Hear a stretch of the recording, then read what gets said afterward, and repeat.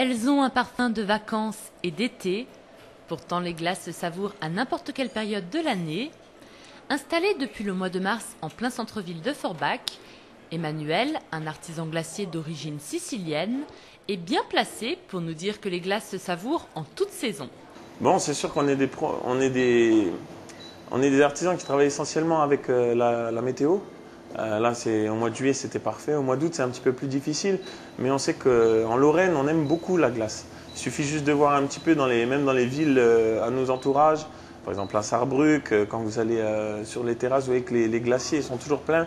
La glace, c'est un produit qui plaît de plus en plus. Et c'est un produit qui avance de plus en plus. Il y a de grands consommateurs, de petits consommateurs. Mais si on fait la moyenne, on va dire que tout le monde aime la glace. Tout le monde aime la glace et Emmanuel le lui rend bien. Pourtant, au départ, rien ne prédestinait cet ancien étudiant en pharmacie à devenir artisan glacier. C'est à la suite d'un séjour en Italie que ce préparateur en pharmacie décide de commencer une formation d'artisan glacier. Ce qui me plaisait beaucoup dans le domaine pharmaceutique, c'était de travailler les pommades. Vu qu'étant préparateur, c'était tout ce qui était pommade, gel, sirop. Et j'avais envie de développer toujours ce côté de laboratoire. Et puis un jour, par hasard, et un ami qui travaille justement dans le métier du glacier, il m'a fait connaître donc la fabrication de la glace. Et c'est quelque chose qui m'a plu et puis ça en est devenu ma passion.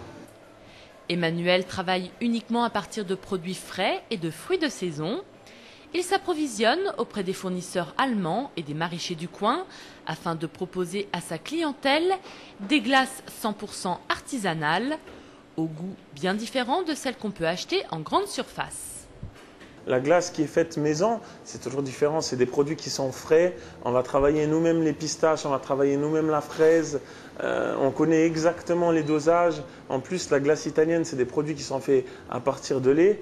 Nous, on ne met pas de colorant dans nos glaces. C'est des produits où vous allez retrouver des saveurs d'antan.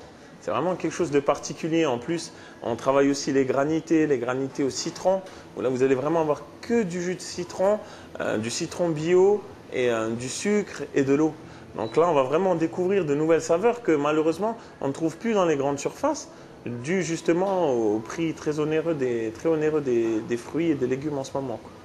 En été, avec la chaleur, c'est la glace aux fruits et au yaourt que les clients privilégient. En hiver, la tendance est plutôt à des saveurs plus chaudes, comme la glace aux cerises confites ou l'incontournable glace au chocolat. En dehors des parfums classiques qu'il prépare lui-même, Emmanuel crée également ses propres saveurs, des glaces aux parfums surprenants, comme celles au Nutella et au mascarpone. Mais c'est vrai qu'on essaye en général une fois par mois de faire le produit qui va sortir de l'ordinaire.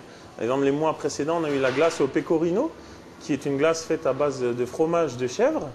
On a eu la glace au basilic, qui a connu aussi un grand succès. On a eu la glace au chocolat et au piment. Donc chocolat et peperoncino, c'est des produits qui se connaissent beaucoup dans le sud, ici un petit peu moins, et c'est vrai que ça permet toujours aux gens de déguster et de connaître de nouvelles saveurs. Alors les gens, souvent, on leur propose de goûter, on leur donne une petite cuillère. Après, bon, c'est sûr, ça plaît ou ça plaît pas. Hein. Je sais que les glaces à la chèvre, les avis sont partagés, mais en général, les gens, ils en gardent toujours un agréable souvenir, et même si ça leur plaît pas, ils partent avec le sourire. La recette de fabrication des glaces d'Emmanuel restera quant à elle secrète, car elle est surtout propre à chaque artisan. On en saura donc finalement très peu sur les glaces d'Emmanuel, si ce n'est qu'elles sont fabriquées avec passion et qu'elles sont appréciées par certains restaurateurs allemands qui lui passent commande, mais aussi par ses clients. Très bonne.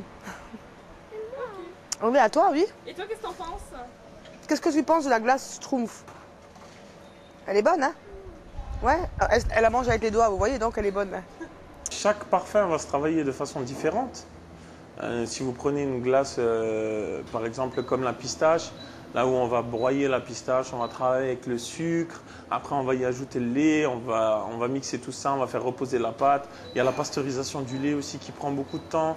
Après, comme vous avez pu le voir, quand on verse la mixture, donc la michelle, on dit en italien dans la machine. Donc là, à ce moment-là, ça va refroidir. Il y a différentes étapes, mais chaque glace va se travailler de façon différente. On peut pas tous les regrouper en une seule manière de fonctionner, quoi. Emmanuel reçoit essentiellement une clientèle familiale. La plupart du temps, ce sont des couples avec enfants qui viennent passer du bon temps autour d'une délicieuse coupe glacée. Des coupes que peuvent aussi déguster les personnes souffrant de diabète, car Emmanuel propose des glaces sans surcharge de sucre. Toujours aux petits soins avec sa clientèle, il n'hésite pas non plus à lui demander conseil sur ses nouveautés. Les meilleurs goûteurs sont mes clients, puis ça leur fait toujours plaisir de pouvoir nous conseiller, parce qu'ils viennent, je les connais bien, ils me connaissent, et ils savent que j'ai toujours la petite nouveauté sous la cuillère. Alors ça leur permet à eux de me donner un avis franc, et surtout sincère, et c'est comme ça que donc on en est arrivé avec, comme je dis, la passion, l'imagination, on en arrive à développer des nouveaux goûts, et puis en s'inspirant aussi de ce qui se fait un petit peu partout dans le monde. D'ici l'été prochain, Emmanuel a pour projet de développer sa gamme de parfums Fantasy. Il s'est fixé à 32 le nombre de parfums disponibles.